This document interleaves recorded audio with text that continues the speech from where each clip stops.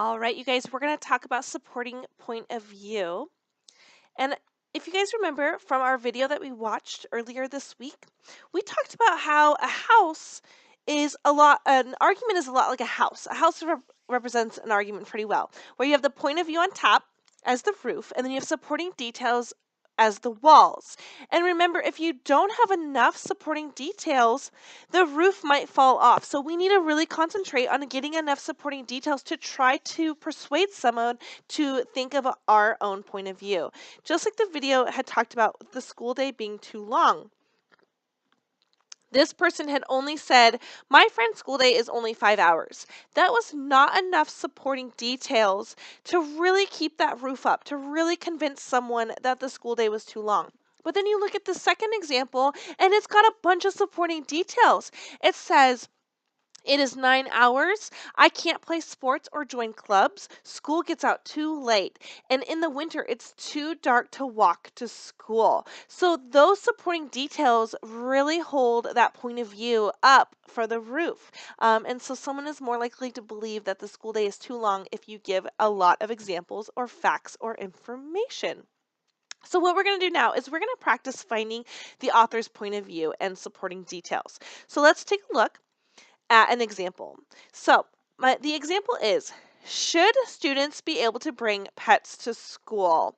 So think about this, and we're going to read two different versions of this, and we're going to find the supporting details and the point of view. This one says, students should be able to bring well-behaved pets to school at least sometimes. Students can practice reading to pets because dogs and cats are good listeners. Pets make people happy. No students in our class have a snake as a pet. Learning to take care of pets teaches important skills. For example, taking care of pets teaches responsibility because you have to give them food and take them for walks. So, we have to think to ourselves, what is the point of view of this author? What did they believe? Did they say, yes, we should take pets to school, or no?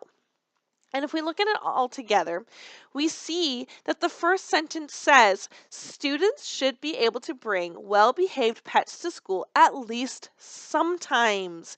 So we see that the first sentence tells us the author's point of view. So what we're going to do is we are going to highlight the author's point of view. We're going to highlight it, and then we're going to underline the supporting details, and then we're going to cross out any details that don't really support the main idea. And the main idea is, should they bring pets to school?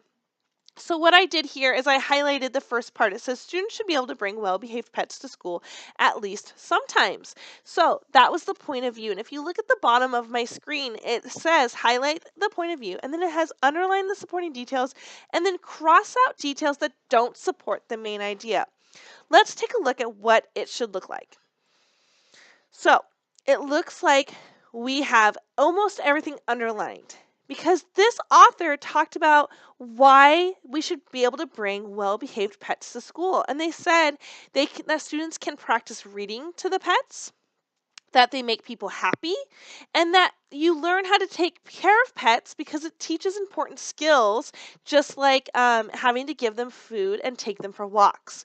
Now, if you take a look at that one I crossed out, it says no students in our class have a snake as a pet. That detail doesn't really support the main idea of if we should or shouldn't bring pets to school. So we can go ahead and take that little detail out. It's not that important, where if we read the rest, that would hold up our walls to our roof. So what we're going to do now, and what I'm going to ask for you to do, is we have the same question. Should students be able to bring pets to school? This is what you're going to see.